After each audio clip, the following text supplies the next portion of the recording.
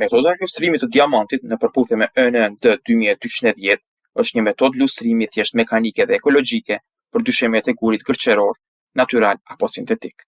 Për të gjetur metodën e duhur të pastrimit të dyshemeve prej guri natyral ose sintetik, është e nevojshme të identifikoni përmbajtjen e gurit gërqeror.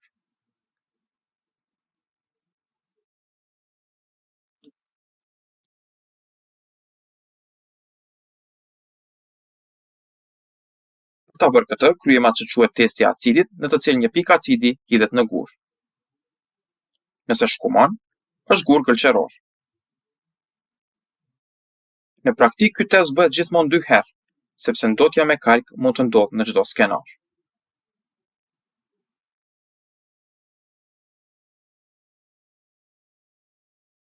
Nëse dyshemeja është gërqerore dhe ka një sipërfaqe të lustruar, mund të përdorni metodat vijuese të pastrimit: kristalizim me sprej, kristalizim me pluhur dhe atë që quhet lustrim diamanti. Të përjashtuara nga metodat e kristalizimit janë guri ranor, dyshemet me rasa dhe dyshemet konglomerate. Të përjashtuara nga metodat e kristalizimit janë dyshemet me rasa dhe dyshemet konglomerate. Metodat përkatëse të pastrimit dhe lustrimit, si dhe informacionet të dërura dhe dyshemeve të ndryshme të gurit natyral dhe sintetik, gjenden në manualin Rengjingun Teknik. Masat e përgjithshme paraprake të sigurisë dhe mbrojtjes duhet të zbatohen për të gjitha operacionet e pastrimit.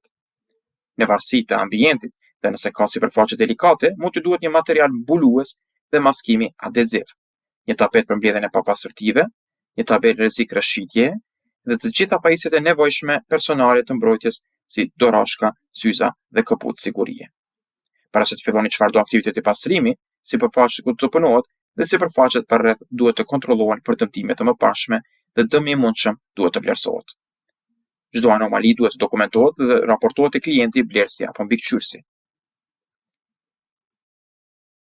Duke qenë se kjo është një metodë lustrimi mekanike që përdor vetëm ujë, do t'ju duhet një pastrues me bazë alkooli për shpëlarje. Për heqjen e papastërtive të ashpra, do t'ju duhet një pastrues magnetik ose mund të përdorni një shtupë të lagur apo një fshesë korrenti. Do t'ju duhet gjithashtu një shkumues, një dikës pastrues, 3 astek përkatëse të diamantit, një pastrues ansoresh dhe copash, me astekët përkatëse të dorës, një pastrues vakumi i lagur dhe një kofshë shtupe me karrocë 2 fisht. Fillimisht, papastërtitë e ashpra duhen hequr. Shkumuesi mboshet me ujë dhe asteku i bardhë i diamantit montohet në diskun pastrues. Pas këtij procesi, sipërfaqja lustrohet në mënyrë të njëtrajtshme për rreth 3 deri në 5 minuta për metër katror me astekun e diamantit.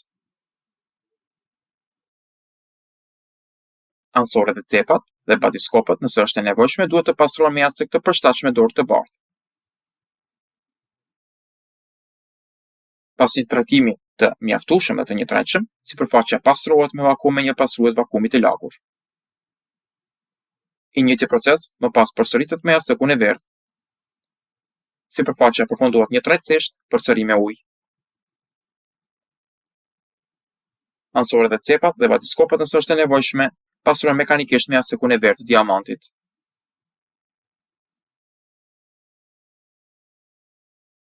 Pas pastrimit në vakum, hapi i fundit është montimi i astekut të gjelbër të diamantit në diskun pastrues.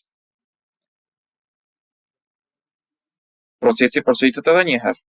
Sipërfaqja pastrohet e lagur në mënyrë të barabartë për rreth 3 deri 5 minuta për metër katror.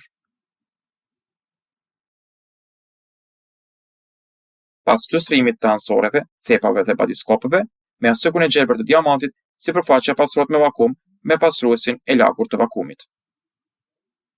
Më pas, dyshemeja pastrohet me shtupë të lagur me pastruesin me bazë alkooli.